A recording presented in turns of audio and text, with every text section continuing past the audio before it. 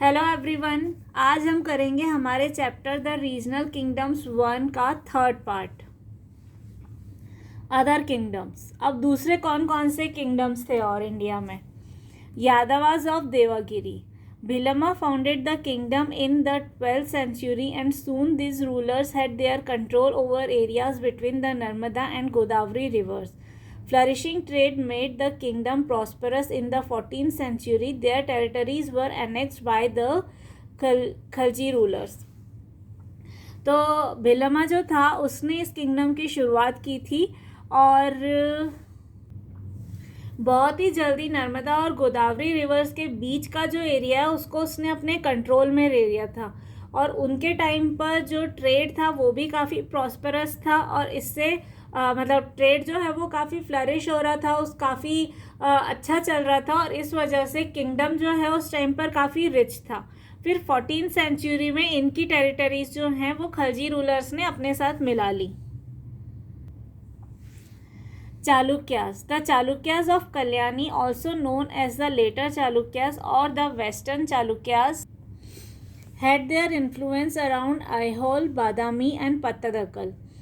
Vikramanka, the dynasty's most powerful ruler, and his successors built several temples in these places. The rule of the Chalukyas is considered to be a milestone in the history of South India. It is also known as the Golden Age of Karnataka. Chalukyas took control of and consolidated the entire region between the Kaveri and the Narmada rivers. The empire had an efficient administration, overseas trade, and a new style of architecture known as the Chalukyan architecture. तो जो कल्याणी के चालुक्यास हैं उनको letter Chalukyas या western Chalukyas भी बोला जाता है। उनका जो इन्फ्लुएंस था वो ऐहोल, बादामी और पत्तडक्कल के आसपास था और जो विक्रमांका थे वो इस डायनेस्टी के सबसे पावरफुल रूलर थे। और जो उनके सक्सेसर्स थे, मतलब जिन्होंने विक्रमांका के बाद रूल किया, उन्होंने बहुत सारे टेम्पल्स बनवाए थे इन प्लेसेस पर। कौन से प्लेसेस पर? ऐहोल, बादामी और पत्तडक्कल में। और वो टाइम पीरियड जिस टाइम उन्होंने रूल किया था साउथ इंडिया में, वो कंसिडर किया जाता है गोल्डन एज ऑफ कर्नाटका। मतलब ये माना जाता है कि कर्नाटका का वो गोल्डन पीरियड था उस टाइम पर।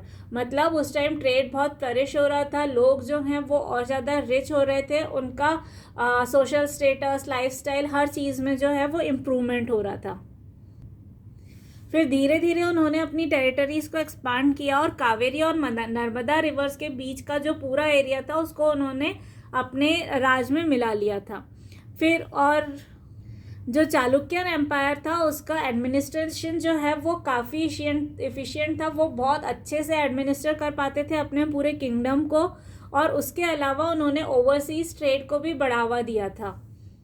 मतलब फॉरेन कंट्रीज़ के साथ वो काफ़ी ट्रेड किया करते थे जिससे वो और ज़्यादा फ्लरिश हो रहे थे।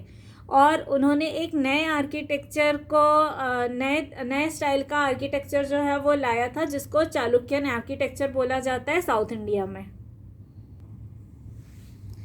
Kakatiyas of Warangal rose to power in the 12th and 13th centuries in the territories between the Godavari and the Krishna rivers. Ganpati was their most important ruler. They were patrons of literature and religion. When Marco Polo visited their kingdom, he wrote about them and said that the rulers patronized Shaivism, though Vaishnavism and Jainism also flourished. They also encouraged literary creations in Sanskrit and Telugu.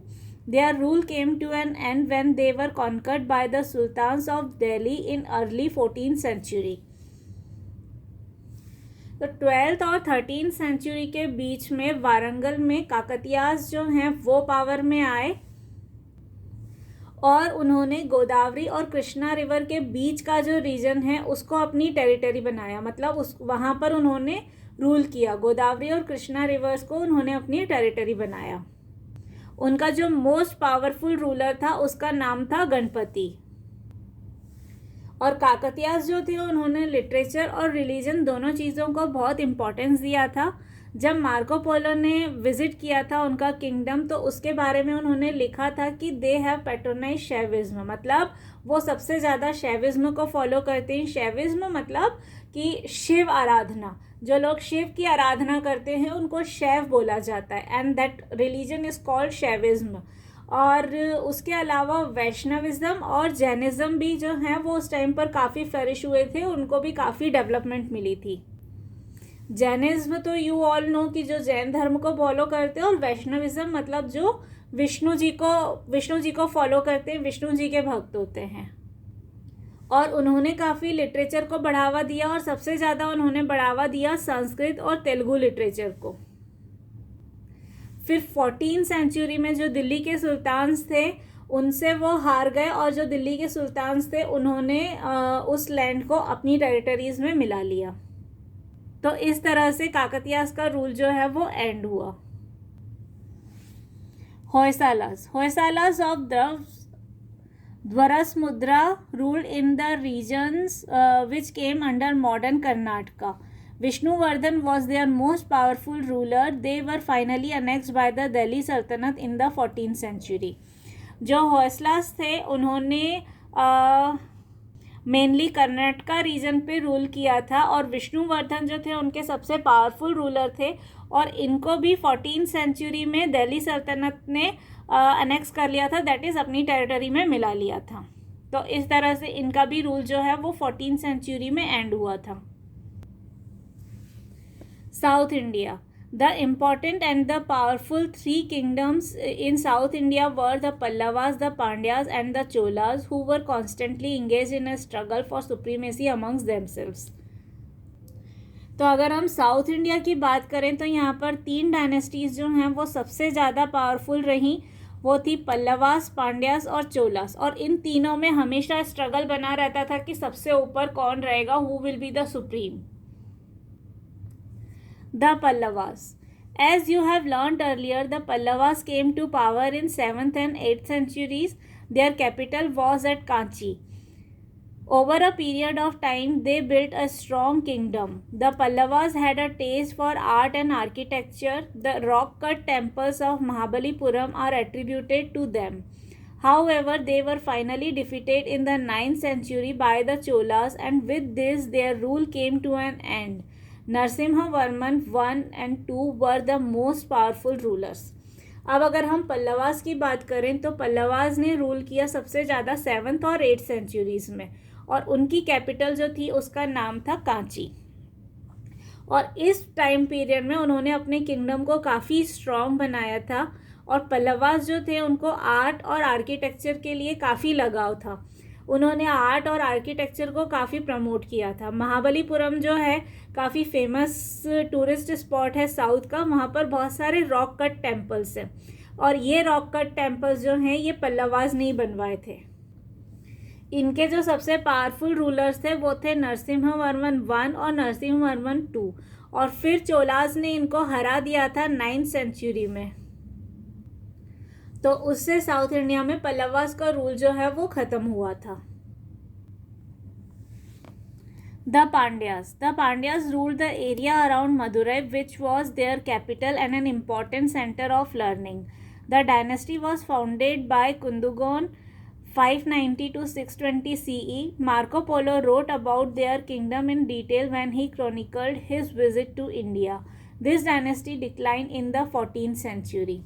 अब जो पांड्यास थे उन्होंने मदुरई के आसपास का जो area था वहाँ पर रूल किया था, और जो मदुरई सिटी थी वो उनकी कैपिटल थी।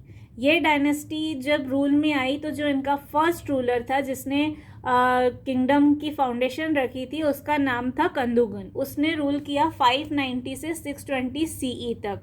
और जो मार्को पोलो था जब उसने अपना क्रॉनिकल लिखा था, जो ट्रेवलॉग लिखा था, तो उसमें उसने इस किंगडम के बारे में काफ़ी कुछ मेंशन किया है, और इस डायनेस्टी का भी एंड हुआ था 14th सेंचुरी में। The Cholas ruled in South India for about 4 centuries. Their capital was at Tanjore, now Thanjavur. The Chola dynasty was founded by Vijayalaya 846 to 871 CE, who ruled the territory north of river Kaveri, but it rose to prominence under Parantaka 907 to 955 CE in the 10th century. He was, however, defeated by the Rashtrakuta king Krishna III in the Battle of Takulam in 949 CE. The Cholas attained glory under the rules of Rajaraj Chola and Rajendra Chola, who made the Cholas the most powerful and prosperous empire in South India. Cholas जो थे उन्होंने around 4 centuries तक rule किया था south India में, और उनकी capital जो थी वो तंजौर थी. उस टाइम पर उसको तंजौर बोला जाता था. आज उस प्लेस को हम तंजौर के नाम से जानते हैं. तो चोला डायनेस्टी के रूल की जो शुरुआत हुई थी वो उसको स्टार्ट किया था किंग विजयालया ने, जिसने 846 से लेकर 871 तक रूल किया था. और उन्होंने रूल किया था कावेरी रिवर के नॉर्दर्न साइड पर.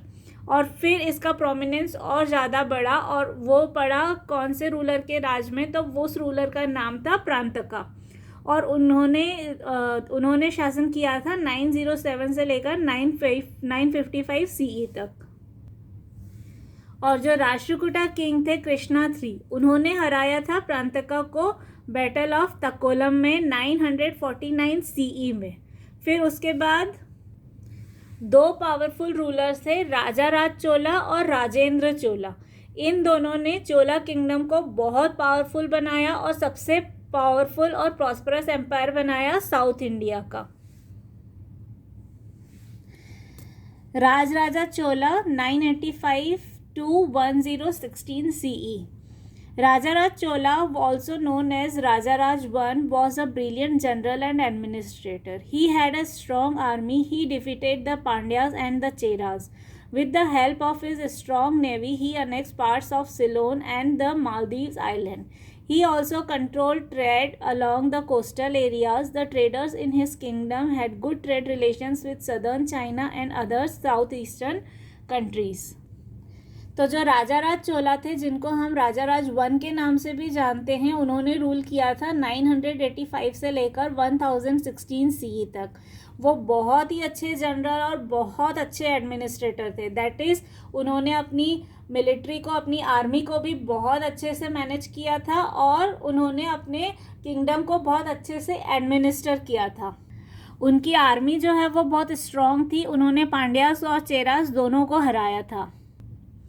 और उनकी नेवी जो है वो भी बहुत स्ट्रॉन्ग थी, और उसकी हेल्प से उन्होंने सिलोन के कुछ पार्ट्स, जिनको हम श्रीलंका के नाम से जानते हैं, उसके कुछ पार्ट्स को भी अपनी टेरिटरी में मिलाया था. मालदीव आइलैंड्स को भी अपनी टेरिटरी में मिलाया था. तो इस तरह से जो कोस्टल एरियाज थे वो उनके कंट्रोल में आ गए थे. तो ट्रेड रूट उनके लिए खुल गया था. तो इस तरह से उन्होंने सदर्न चाइना और साउथ ईस्टर्न कंट्रीज़ के साथ भी ट्रेड किया था. और क्योंकि वो ट्रेड रिलेशंस बहुत अच्छे रहे थे, तो उससे उनका किंगडम जो है वो काफ़ी स्ट्रॉन्ग हुआ था और काफ़ी प्रॉस्परस हुआ था. राजेंद्र चोला 1016 to 1044 CE. Rajendra Chola, son of Rajaraj Chola, ascended the throne after his father. He continued with his father's policy of expansionism, and with an even stronger army, he defeated the Cheras, the Chalukyas, and pushed towards the north. He defeated the Palas in West Bengal and pushed right up to the bank of the Ganga river. After his victory, he took the title of Gangaikonda Chola, or the Chola who brought back the water of the Ganga. He also built a new capital city near Tanjore, which he named Gangaikonda Cholapuram, or the city of the conqueror of the Ganga.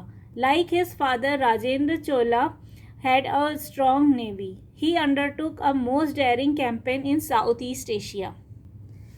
तो जो राजेंद्र चोला थे वो राजाराज चोला के ही बेटे थे, और उन्होंने शासन किया राजाराज चोला के बाद. दैट इज़ राजाराज चोला ने शासन किया 985 से 1016 तक. 1016 से राजेंद्र चोला ने शासन किया 1044 तक. और वो भी अपने पापा की तरह ही बहुत स्ट्रॉन्ग रूलर थे, बहुत पावरफुल रूलर थे, बहुत ही कैपेबल रूलर थे. और उन्होंने अपने फादर की पॉलिसीज़ को ही कंटिन्यू किया था. जिन पॉलिसीज़ को उनके पापा फॉलो करते थे, उन्हीं पॉलिसीज़ को उन्होंने कंटिन्यू किया था. और वो पॉलिसीज़ क्या थी? वो पॉलिसीज़ थी एक्सपांशन की. और तो उन्होंने अपनी आर्मी को काफ़ी स्ट्रॉन्ग बनाया था, और अपनी जो किंगडम था उसको और एक्सपांड किया था. उन्होंने चेरास को भी हराया था, चालुक्यास को भी हराया था और अपनी किंगडम की बाउंड्रीज को जो है वो नॉर्थ की तरफ पुश किया था। दैट इज़ नॉर्थ की टेरिटरीज को अपनी किंगडम में उन्होंने मिलाया था।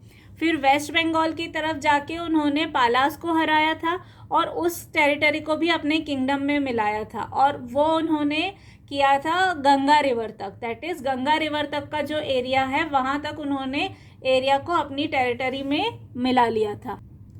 और जब वो वहाँ तक पहुँच गए तो उनको एक नया नाम मिला, गंगईकोंडा चोला। गंगईकोंडा चोला का नाम मतलब होता है कि वो पर्सन जो गंगा का पानी वापस लेकर आया। और पहले उनकी कैपिटल जो थी वो तंजौर में थी, फिर उन्होंने एक नई कैपिटल सिटी बनाई जिसका नाम उन्होंने रखा गंगईकोंडा चोलापुरम, मतलब the city of the conqueror of the Ganga.